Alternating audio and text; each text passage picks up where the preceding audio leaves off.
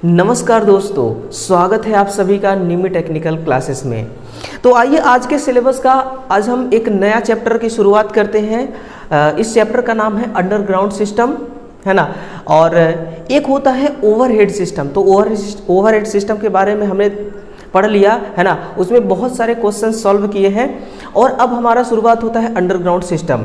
देखिए, इस underground system, ये जो आपकी चैप्टर है, ये बहुत बड़ी चैप्टर नहीं, बहुत छोटी सी चैप्टर है, लेकिन यहाँ से क्वेश्चन जो है आपको जरूर हर एग्जाम में देखने को मिलता होगा, है ना। तो आइए देखते हैं अंडरग्राउंड सिस्टम किस किस प्रकार के और किस लेवल के क्वेश्चन को एग्जामिनर आपके लिए पेश करता है ना। तो आइए मिल करके देखते हैं दोस्तों। इस क्लास का, है ना, ये अंडरग्राउंड सिस्टम का पार्ट नंबर 1 है। इस क्लास का आपको पीडीएफ भी मिलेगा जो कि आपके टेलीग्राम चैनल पर मिलने वाला है। तो टेलीग्राम को आप जरूर ज्वाइन कर लेना, है ना। देखिए, ये जो पहला क्वेश्चन है, इस क्वेश्चन का आप जवाब दीजिएगा। ये क्वेश्चन इंग्लिश और हिंदी दोनों फॉर्मेट में है ना। कई बार ऐसा कमेंट आता है कि सर हमें इंग्लिश फॉर्मेट में भी चाहिए, तो आप इंग्लिश में भी लीजिए। क्या कह रहा है कि in which place flexible cable is not used, है ना। लचीले केबल का इस्तेमाल किन स्थानों में नहीं किया जाता है। वायरिंग प्रणाली में क्या हम नहीं करते हैं? बिल्कुल करते हैं दोस्तों, क्योंकि वायरिंग सिस्टम देखिए ऐसा होता है कि कई बार हमें ज्वाइंट देना होता है। अगर केबल लचीला है तो ज्वाइंट हम आसानी से दे सकते हैं, और कई बार ऐसा होता है कि हमें टर्न देना पड़ता है। इस प्रकार से हमें टर्न देना पड़ता है। अगर फ्लेक्सिबल केबल है ना, तभी आप टर्न दे सकते हैं, है ना। तो यहाँ पर तो इस्तेमाल हम करते हैं। सर्विस लाइन में भी करते हैं, सर्विस लाइन में भी किया जाता है फ्लेक्सिबल केबल। और हाउस वायरिंग में इसमें भी नहीं किया जा सकता। तो क्या हो गया आपका सीमेंट फैक्ट्री। अब सीमेंट फैक्ट्री में देखिए क्यों करते हैं, क्योंकि जो सीमेंट है ना, जो सीमेंट है, इसको देखिए, इसमें हम क्या करते हैं, चूना पत्थर, है ना। कैसे बनाया जाता है सीमेंट? चूना पत्थर और फिर मिट्टी, इन दोनों का मिश्रण से हम क्या बनाते हैं? सीमेंट बनाते हैं। और इसको हम हाई टेम्परेचर पर, किस पर? हाई तापमान पर इस प्रोसेस को किया जाता है। और हाई तापमान को सहने के लिए जिस केबल का इस्तेमाल किया जाता है ना, उसको हम सीमेंट फैक्ट्री में यूज करते हैं। और वो लचीला नहीं होता है, वो बहुत ज़्यादा कैसा होता है, बहुत ज़्यादा टफ होता है, बहुत ही ज़्यादा हार्ड होता है। अगर तापमान को सहने की शक्ति ना हो जिस केबल में ना, उस केबल को अगर सीमेंट फैक्ट्री में लगा दिया जाए तो उसका इंसुलेशन पिघल जाएगा। पिघल करके क्या हो जाएगा, एक द्रव का रूप ले लेगा। इसलिए इन सारी चीज़ों को हमें ध्यान में देना होता है, ठीक है ना। हर क्वेश्चन को देखिए बड़े इत्मीनान के साथ देखने वाले हैं। आनंद के साथ इस क्लास को आप देखिएगा, सभी क्वेश्चन का सॉल्यूशन आप सुनते रहिए। 3 कोर है फ्लेक्सिबल केबल में। न्यूट्रल वायर का रंग कैसा होता है? अब आपने जनरल तौर पर वायर देखा होगा 2 कोर का, 3 कोर का, 4 कोर का। अब देखिए 3 कोर का केबल है। आपने जनरली देखा होगा कि 3 कोर के केबल में एक होता है हरा रंग की वायर जिसको हम अर्थिंग कहते हैं, और एक होता है रेड जो फेस होता है, और एक होता है न्यूट्रल जो ब्लैक कलर का होता है। लेकिन यहाँ पर तो कुछ और ही है ना। यहाँ पर क्या है, यहाँ पर आप देखिए, ये है आपकी न्यूट्रल की वायर। ये कौन सी वायर है? उदासीन वायर है ना, जिसको हम न्यूट्रल तार कहते हैं। और इसको हम फेज वायर कहते हैं। कौन सी वायर है? ये फेज तार है। और ये है आपकी अर्थिंग तार, है ना। ये कौन सी है? ये है आपकी अर्थिंग वायर। तो यहाँ पर देखिए आपको समझना होगा कि अगर 3 कोर का फ्लेक्सिबल केबल है तो न्यूट्रल की वायर इस कलर की होगी। ये कौन सी कलर है? ये कलर है आपकी ब्लू कलर, है ना। ये कौन सी है? ये ब्लू यानी कि नीला कलर। अब एक और चीज़ ध्यान रखिएगा, आपने सुना होगा रेस वे वायरिंग। कौन सी वायरिंग? आपने सुना होगा रेस वे वायरिंग के बारे में। रेस वे वायरिंग में क्या होता है, सबसे पहले अगर सर्किट में वोल्टता का मान कितना है, 120 से लेकर के 210 या 208 जनरली कहा जाता है। इसमें न्यूट्रल की वायर कैसा होता है, तो व्हाइट कलर का। कैसा होता है, व्हाइट कलर का। दोबारा सुन लीजिए, रेसवे वायरिंग है, अगर उस रेसवे वायरिंग के सर्किट में वोल्टेज का मान 120 से 208 वोल्टेज है तो फिर वहां पर न्यूट्रल का वायर नीला नहीं, न्यूट्रल का वायर व्हाइट होगा। और वहीं पर एक और जरूरी बात लिखेगा, अगर सर्किट में वोल्टेज कितना है 280 से लेकर के 480 वोल्टेज है तो फिर यहाँ पर ग्रे कलर का होता है। किस कलर का, धूसर कलर का यहाँ पर न्यूट्रल की वायर होती है। तो अलग अलग वायरिंग प्रणाली में जहाँ पर वोल्टेज का मान डिफरेंट है वहाँ पर देखिए आपको अलग अलग कलर की न्यूट्रल की वायर भी दिखेगी, है ना। और जनरली आपने देखा भी होगा यार कि जो आपका डीसी सिस्टम होता है वहाँ पर भी न्यूट्रल का वायर अलग कलर का होता है ना। तो हर जगह पर हम क्या करते हैं, न्यूट्रल की वायर को अलग रखते हैं। तो इस कोड वर्ड को आपको समझना होगा। अगला, केबलों में लगा बेडिंग किस धातु का बनाया जाता है। जो केबल में बेडिंग लगी होती है ये किस मटेरियल का तैयार किया जाता है। ये देखिए, ये है आपका, ये तो है आपका शील्डिंग, है ना। बेडिंग इसमें है ही नहीं, बेडिंग इस केबल में है ही नहीं। बेडिंग क्या करता है वो हम समझेंगे। और साथ में देखिए आप यहाँ पर कि जो हेसियन टेप है ना, हेसियन टेप हो गया, जूट के तंतु हो गया, रेशेदार सामग्री हो गया, है ना। इन सभी को मिला करके हम क्या करते हैं, बेडिंग का निर्माण करते हैं। और बेडिंग जनरली करता क्या है कि जो आपका लेड शीथड होता है ना, जो लेड शीथड होता है, ये लेड शीथड को क्या करता है, यांत्रिक रूप से सेफ्टी देता है ना। इसको ये क्या करता है, यांत्रिक सुरक्षा प्रदान करना। ये किसका काम है, ये लेड शीथड का यांत्रिक रूप से सुरक्षा प्रदान करना, ये बेडिंग का काम होता है। और ये इस सामग्री से मिल करके इसको डिजाइन किया जाता है। सिंपल सी कहानी है यहाँ पर, जैसे कि अपन लोग क्या करते हैं कि सिंपल सी बात है, देखिए अपने इस शरीर की बॉडी की सेफ्टी के लिए हम क्या करते हैं, सबसे अंदर पहनते हैं बनियान, उसके बाद हम पहनते हैं शर्ट, फिर विंटर के सीजन में हम क्या करते हैं, इसके ऊपर हम जैकेट पहनेंगे, है ना। जैकेट के अंदर भी एक और कपड़ा पहना जाता है, इनर जिसको कही जाती है। तो कई सारे कपड़े पहनते हैं और पहनने का हमारा एक ही मोटिव होता है, सिर्फ शरीर को सुरक्षा देना। इसी प्रकार से इसमें जो कंडक्टर है ना, ये जो क्या है, कॉपर की वायर है, इस वायर को हमें सेफ्टी देना है, इसलिए इतने सारे लेयर हम क्या करते हैं इसमें लगाते हैं, है ना। तो कोई लेयर क्या करता है, मैकेनिकल सेफ्टी देता है, कोई क्या करता है कि इसको नमी से सुरक्षा देता है, कोई इंसुलेशन का काम कर रहा है ताकि शॉर्ट ना होने पाए। तो यही सब इनका काम है। और कई सारे लेयर होते हैं केबल के अंदर। ओवरहेड ट्रांसमिशन लाइन में जो हम तार यूज करते हैं उसमें इस प्रकार की कोई कहानी नहीं होती है। कहानी सिर्फ कहाँ होती है, अंडरग्राउंड केबल में। पैच किस्म की केबल का प्रयोग सामान्यतः किन जगहों में किया जाता है, in which place in path type cable generally used, है ना। जनरली किस केबल का यूज करते हैं, इस केबल पैच केबल का प्रयोग जनरली कहाँ पर करते हैं, तो इसका प्रयोग देखिए आप शिद्दत से इसके यूज करते हैं टेलीफोन लाइन में। कहाँ पर, टेलीफोन, जो आपका टेलीकॉम होता है ना, जो टेलीकॉम या फिर टेलीकॉम और टेलीफोन, टेलीकॉम और टेलीफोन, इन दोनों स्थानों में इसका हम इस्तेमाल करते हैं, है ना। कहाँ पर, इन दोनों जगहों में इसका इस्तेमाल किया जाता है। और पैच किस्म का जो केबल होता है ना, ये आपके सामने एक केबल है, बड़ा फ्लेक्सिबल केबल है और दिख भी कितना अच्छा रहा है ना, बहुत ब्यूटीफुल केबल होता है। और जो आपका एक और होता है ब्रॉडबैंड, है ना, जो ब्रॉडबैंड होता है ना, broadband networking, broadband networking system में भी इसका प्रयोग किया जाता है ना। ब्रॉडबैंड नेटवर्किंग सिस्टम में भी इसी केबल का उपयोग करते हैं, जिसको हम कहते हैं पैच केबल। और ये पैच केबल देखिए बड़ा फ्लेक्सिबल केबल होता है। किस प्रकार से इसको राउंड करके रखा गया है ना, यहाँ से आप समझ सकते हैं। तो ऐसे ये जो क्वेश्चन है, ये सभी क्वेश्चन कहीं ना कहीं किसी न किसी एग्जाम में आ चुका है, उस क्वेश्चन का मैं सॉल्यूशन दे रहा हूँ आपको, है ना। अंडरग्राउंड केबल में अर्थ फॉल्ट तथा शॉर्ट सर्किट फॉल्ट टेस्ट के लिए कौन सा जो परीक्षण है ये किया जाता है ना। Which test is used for earth fault and short circuit fault test in undergrounding cable.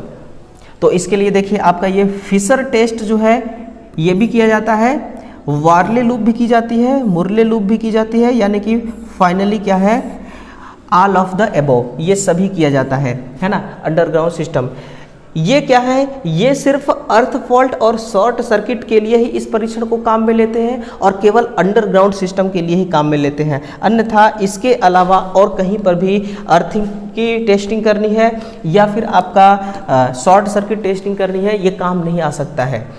Cable में मेटालिक शीथड का कार्य क्या होता है, इसके लिए हम नमी को इंसुलेशन की ओर जाने से रोकते हैं, सिंपल सी बात है।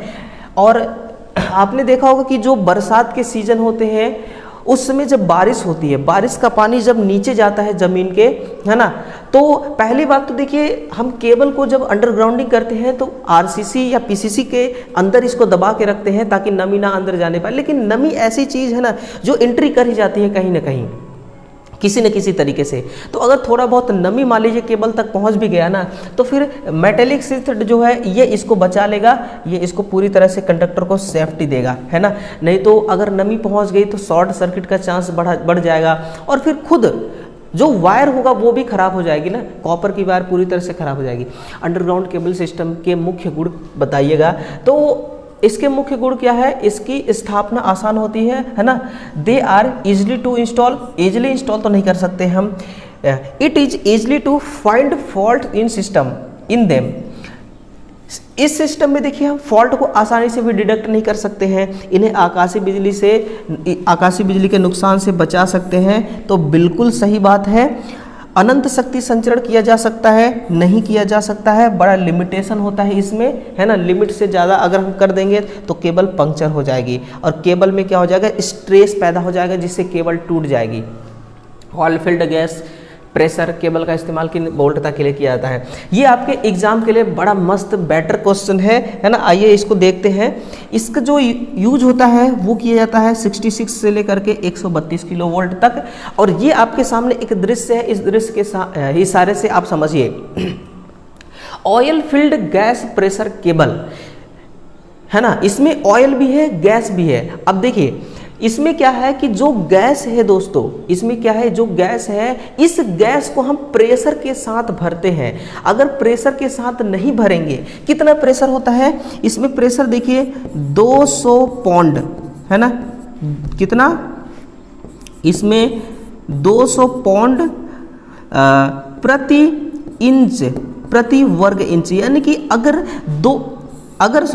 1 इंच के बीच की दूरी इतना है, एग्जाम्पल के लिए मानिए ये कितना है, अपने आप में 1 इंच है, तो इसमें कितना गैस होगा, इसमें 200 पौंड का गैस होगा और बिल्कुल प्रेशर के साथ इसको भरी जाएगी। अब आप कहेंगे सब प्रेशर के साथ नहीं भरेंगे तो दिक्कत क्या होगी मेरे भाई, दिक्कत ये हो जाएगी ना कि जो गैस है ना ये आयोनाइज्ड हो जाएगा। और आयोनाइजेशन कहाँ पर हमें करना होता है, एक लैंप के अंदर करना होता है ताकि प्रकाश उत्पन्न कर सके। अब यहाँ पर आयोनाइजेशन हो जाएगा तो यहाँ पर प्रकाश उत्पन्न हो जाएगी। क्या काम है प्रकाश की, है ना।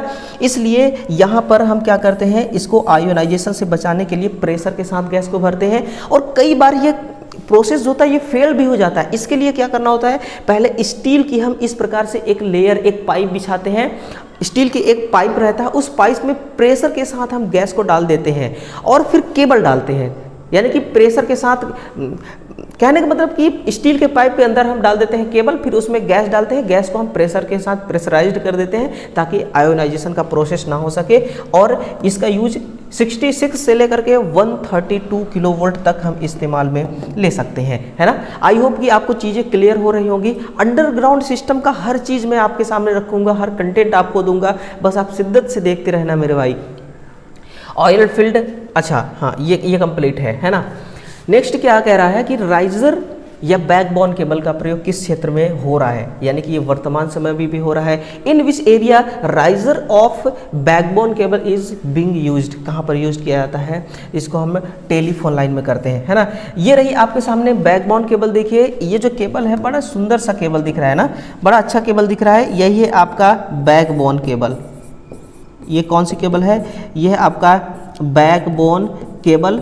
और ये बैकबोन केबल देखिए कई सारे इसमें केबल आए हैं, 4 केबल आए हुए हैं और फिर इसमें अलग अलग कलर के बहुत सारे यहाँ पर वायर निकाले गए हैं। ये वायर किसके बने हैं, ये वायर तो देखिए कॉपर के वायर हैं। किसके वायर हैं, कॉपर के वायर। इस प्रकार से इनका कनेक्शन किया जाता है।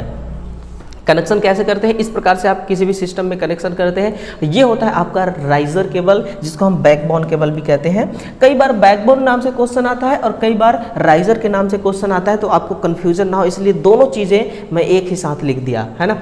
किस प्रकार के वितरण तथा संचरण लाइनों का शक्ति गुणांक निम्नतम होता है, बताइएगा जरा।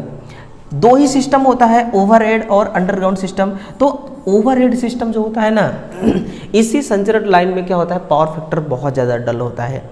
और इस डल को हम ख़त्म कैसे करेंगे, तो ख़त्म करने के हमारे पास दो रास्ते हैं। पहला क्या है, पहला तो हम कैपेसिटर लगा करके, पहले हम क्या कर सकते हैं, कैपेसिटर लगा करके कहाँ पर लगाएंगे, कैपेसिटर लाइनों में, है ना, संचरण लाइनों में कैपेसिटर लगा देंगे। ये पहला हमारा क्या है, सॉल्यूशन है। और दूसरा सिंक्रोनस मोटर, कैसे, सिंक्रोनस इंडक्शन मोटर। अब कहेंगे सर इंडक्शन मोटर का यहाँ पर क्या काम है, ये तो मैकेनिकल एनर्जी देता है। तो मेरे भाई ये मैकेनिकल एनर्जी के साथ, है ना, मैकेनिकल एनर्जी के साथ ये इलेक्ट्रिकल एनर्जी भी देती है, इलेक्ट्रिकल एनर्जी भी दे सकती है, मैकेनिकल एनर्जी के साथ इलेक्ट्रिकल एनर्जी दे सकती है, और ये पावर फैक्टर को भी इम्प्रूव कर सकती है। लेकिन एक कंडीशन होता है इसमें, है ना, ये ओवर एक्साइटेड होना चाहिए। कैसा होना चाहिए, ओवर एक्साइटेड होना चाहिए, और साथ में नो लोड की कंडीशन में होना चाहिए।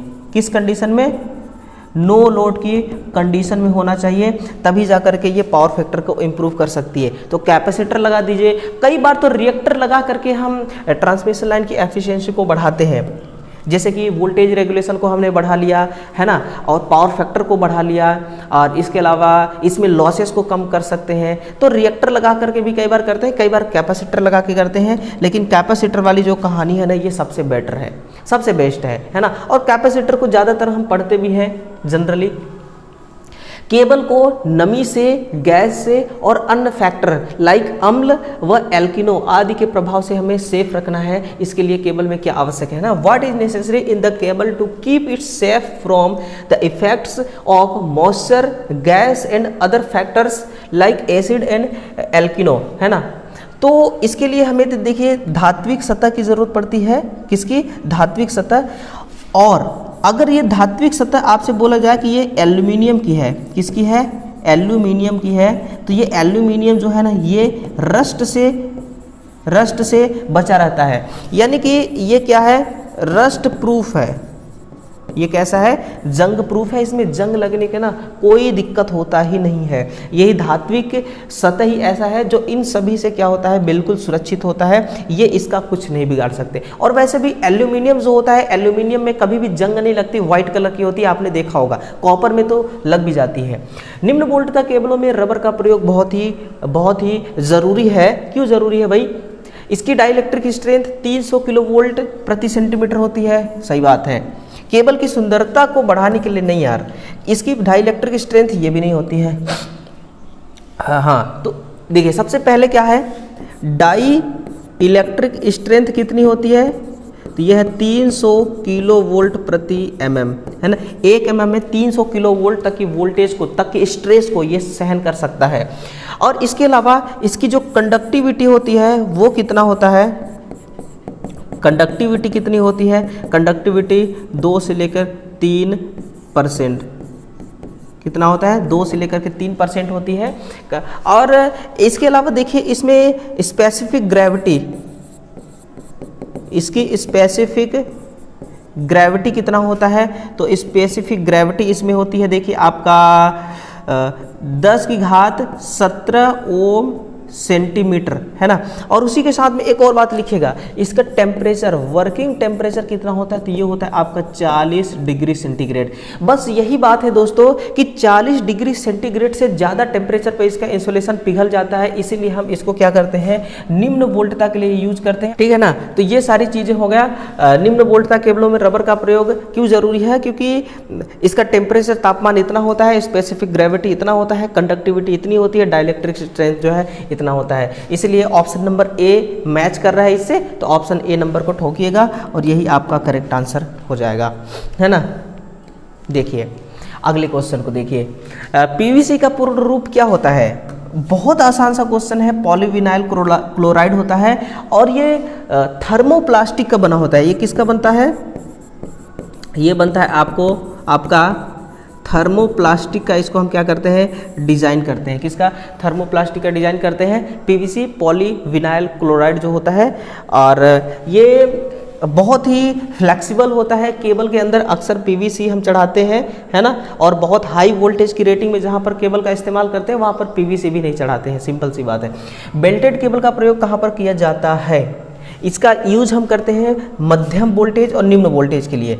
क्यों मैं मध्यम और निम्न कह रहा हूँ भाई, ऐसा क्योंकि देखिए जनरली क्या होता है, इसका यूज जो है वो 11 किलो वोल्ट तक के लिए किया जाता है, 11 किलो वोल्ट। लेकिन एक बात और आती है, एक कंडीशन आती है इमरजेंसी का, एक कंडीशन और आती है इमरजेंसी का। वो कंडीशन में हम 22 किलो वोल्ट तक यूज कर लेते हैं, इसलिए निम्न व मध्यम मैंने नाम लिया। अब देखिए, अब आप अगर सोच पा रहे होंगे ना, तो आपको ऐसा लगता होगा कि सर अगर इससे ज़्यादा वोल्टेज की लाइनों में अगर इस केबल का इस्तेमाल करें तो क्या होगा। बहुत बड़ी दोस्तों यहाँ पर लोचा हो जाएगा। और एक होता है आपका डिजेंट स्ट्रेस, है ना, ये स्ट्रेस हो गया। और एक और आई थिंक स्ट्रेस होती है, मुझे अभी ध्यान नहीं आ रहा है ना, रेडियल। ये दोनों स्ट्रेस यहाँ पर क्या हो जाएंगे, ये दोनों स्ट्रेस यहाँ पर जनरेट हो जाएंगे, है ना, जनरेट हो जाएंगे। और ये इस स्ट्रेस के कारण ये केबल क्या हो जाएगी, टूट जाएगी, पूरी तरह से खत्म हो जाएगी, खराब हो जाएगी। इसलिए इससे ज़्यादा हाई वोल्टेज पे इसको यूज नहीं कर सकते। सिंपल सी बात है, वोल्टेज का मतलब होता है कि वाइब्रेशन, जितना ज़्यादा वोल्टेज होगा ना उतना ज़्यादा स्ट्रेस बढ़ती जाएगी, खिंचाव तनाव बढ़ती जाएगी। वोल्टेज क्या है, विद्युत वाहक बल। बल क्या है, बल तो आपको समझ में आ रहा है ना, बल क्या चीज़ है। वैसे जितना ज़्यादा आप वोल्टेज का मान बढ़ाएंगे, इसका मतलब केबल में उतना ज़्यादा लोड बढ़ रहा है, केबल में उतना ज़्यादा स्ट्रेस बढ़ रहा है, और उस स्ट्रेस को सहने की शक्ति होनी चाहिए किसी भी केबल के अंदर। एसएल प्रारूपी केबल का प्रयोग कहाँ तक सीमित है, तो ये है आपका 66 किलो वोल्ट। लेकिन इस केबल में एक खास बात ये होती है, और वो खास बात क्या है, ये जो कॉपर का कंडक्टर है, इस कॉपर के कंडक्टर को, इस कॉपर के सभी कंडक्टर को हम क्या करते हैं, इसको हम शीथ्ड के साथ में इंसुलेट करते हैं। हम इसको क्या करते हैं, शीथ्ड के साथ में इंसुलेट करते हैं। ये होता है आपका एसएल केबल, जो 66 किलो वोल्ट तक जनरली यूज करते हैं। भूमिगत केबलों को प्रत्यक्ष रूप से बिछाने के लिए गहराई अधिमान्य है ना। Depth and preferable for direct laying of undergrounding cables. तो यहाँ से, कहाँ से, यहाँ से लेकर के यहाँ तक की, यहाँ से लेकर के ये यहाँ तक की टोटल अगर देखा जाए, यहाँ से लेकर के यहाँ तक की, तो गहराई कितना होता है, 1.5 मीटर। कितना, 1.5 मीटर। और अगर इन दोनों के बीच में देखा जाए, इन दोनों के बीच में चौड़ाई कितना होता है, तो ये 45 सेंटीमीटर होता है। देखिएगा, ये जो स्ट्रेच लिखा है ना, ये ट्रेंच जो लिखा है, ट्रेंच का मतलब ये होता है कि जैसे कि मीटर गहरा ट्रेंच, है ना। ये ट्रेंच का मतलब ये होता है, देखिए यहाँ पर, कि जैसे कि मान लीजिए कि आपने क्या किया कि 1.5 मीटर का एक गहरा गड्ढा खोदा। ये है मान लीजिए कि 1.5 मीटर का गड्ढा, आपने 1 मीटर, यहाँ तक 1 मीटर होता है, 1 मीटर यहाँ से लेकर के और यहाँ तक का गड्ढा को आपने क्या किया, केबल डाला, आरसीसी पीसीसी जो होता है वो किया आपने। आरसीसी करने के बाद यहाँ तक मान लीजिए 1 मीटर का गड्ढा कवर हो गया, बचा कितना, बचा 0.5 मीटर। 0.5 मीटर का जो स्पेस बचा हुआ है ना, इसी को हम क्या कहते हैं, ट्रेंच कहते हैं। और डग का मतलब होता है कि 2 पैरों के बीच की दूरी, यानी कि गड्ढे की चौड़ाई जो होती है ना, उसी को क्या कहते हैं, उसको हम डग कहते हैं, है ना।